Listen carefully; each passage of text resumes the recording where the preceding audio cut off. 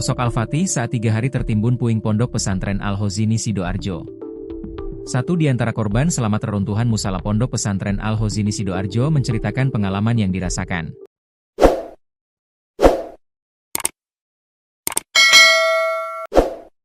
Al-Fatih merasakan mimpi saat ia tertidur untuk beberapa puluh jam sebelum dievakuasi pihak tim SAR.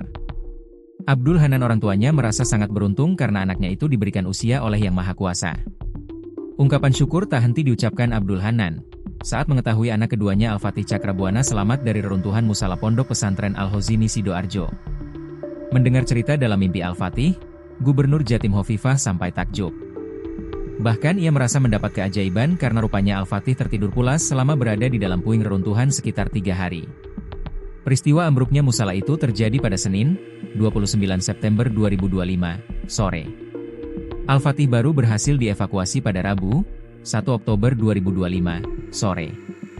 Jika dihitung, Al-Fatih berada sekitar 3 hari di dalam puing reruntuhan bangunan. Pada saat dievakuasi, Al-Fatih tak mengalami luka serius, hanya lecet.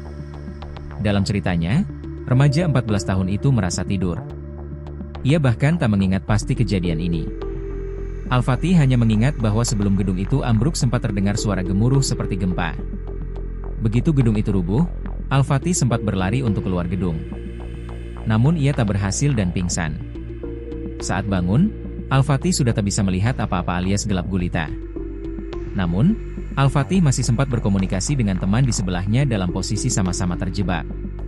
Setelah itu saya tidur dan tidak ingat lagi. Saya sempat mimpi minum lewat selang. Mimpi tapi kayak asli rasanya, kata Al-Fatih saat bercerita di atas tempat tidur tempat ia dirawat di RSUD Notopuro Sidoarjo.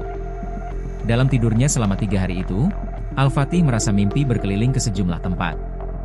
Namun, ia tak mengingat rinci. Ia hanya ingat berkeliling menggunakan transportasi pick-up.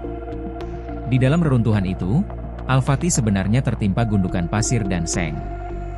Namun komponen inilah yang menyelamatkan posisi Al-Fatih dari puing-puing bangunan. Al-Fatih baru sadar saat ada bunyi suara petugas tengah menggetok puing-puing. Semula, ia mengira itu suara tukang sedang menggarap bangunan. Namun rupanya itu adalah petugas yang berupaya untuk menyelamatkan Al-Fatih. Al-Fatih ini sempat dikunjungi langsung oleh Gubernur Jatim Hovifah Indar Parawansa, Kamis sore.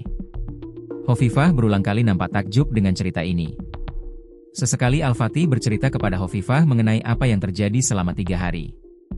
Hovifah membalas dengan memberikan motivasi kepada Al-Fatih.